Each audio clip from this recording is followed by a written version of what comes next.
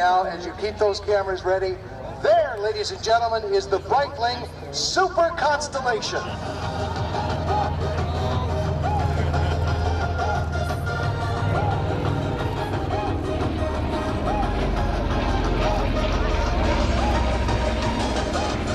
Tweede maal in onze airshow. Ja, natuurlijk, we hebben het een jaar of 2, 3 geleden ook al hier gehad, maar we zijn altijd verheugd. We willen hem eigenlijk elk jaar wel hier aanwezig hier op de Sanicole AirShow, de Breitling Super Constellation. Ontwikkeling van dit toestel gebeurde in opdracht van Howard Hughes, een miljonair en vlieger die een meerderheidsaandeel had in de luchtvaartmaatschappij TWA, Transworld Airlines.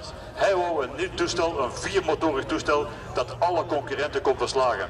En de ontwikkeling startte dus naar zijn wensen. Het is te zeggen, hij wou een kruissnelheid van minimum 450 km per uur op een minimumhoogte van 6 kilometer met een minimumlading van 3 ton en dat een toestel dat meer dan 6000 kilometer kon vliegen. Iets dat onbestaande was, want dat was de start van de ontwikkeling van de Lockheed Constellation in 1939. What an impressive flying machine this is. Breitling's Super Constellation.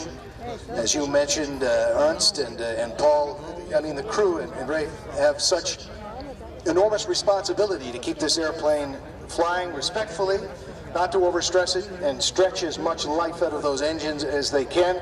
So they very carefully fly this aircraft. Built at Burbank with the construction number 4175.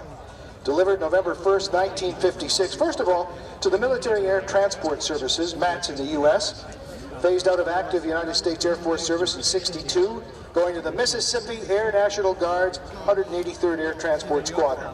Quite common for aircraft to be transferred between different Air Guard units in the States. Next stop was the 167th Aeromedical Transport Squadron on the West Virginia Air National Guard. And eventually, of course, it fell into hands that would bring it over here to where we can enjoy it today. Now listen to the Curtiss Wright R3350 engines, 18-cylinder radials, producing 2,800 horsepower, 3250 with turbo compound.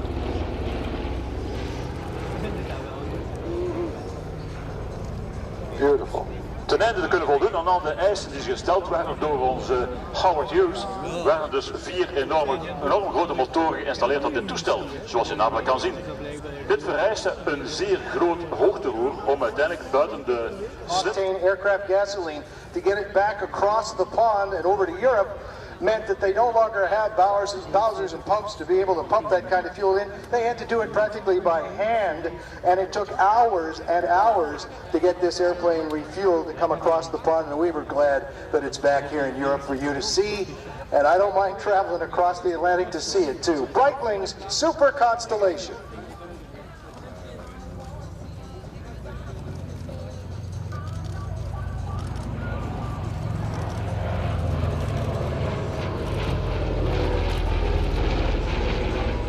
Het toestel dat we hier nu zien heeft een voorgeschiedenis in de militaire luchtvaart. Heeft dienst gedaan in de Amerikaanse luchtmacht, in de Amerikaanse Air National Guard. Ik ga al die details wel besparen.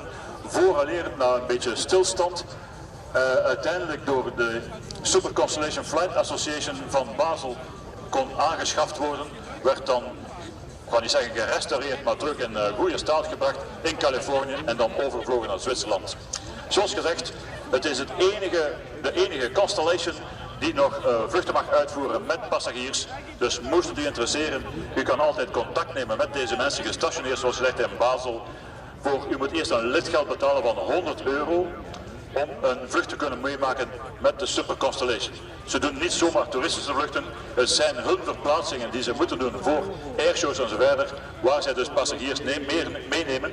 Dus uiteindelijk, het kan goed zijn, bijvoorbeeld de mensen die nu van Zwitserland meegekomen zijn naar hier, die hadden een lidgeld al betaald, die hebben nu nog €40 bovenop gelegd om uiteindelijk een vlucht van Basel naar België te kunnen meemaken. Dus je ziet toch zeer aanvaardbare prijzen om met een dergelijk toestel te mogen meevliegen. From the sinus fuselage to the upturned and triple tail, it's built for comfort and speed, and designed and built by Lockheed Aircraft Corporation.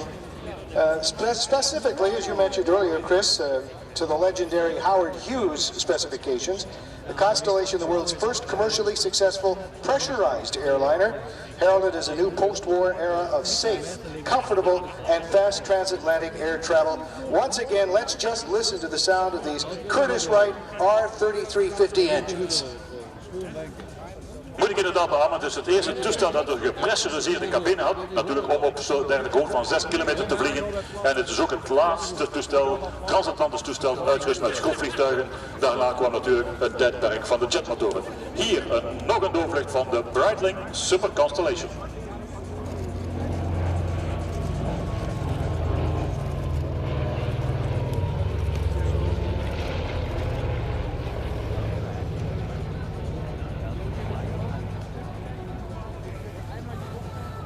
Wow. From the past to the future to the now, we're going to add some boom to the zoom and get some afterburners back here, and we'll have another Swiss pilot join our International Air Show, the 38th International Sainicole Show, with jets and performers from Portugal, Italy, France, England, USA, Canada, Australia, Switzerland, the Netherlands, Poland coming up very shortly with some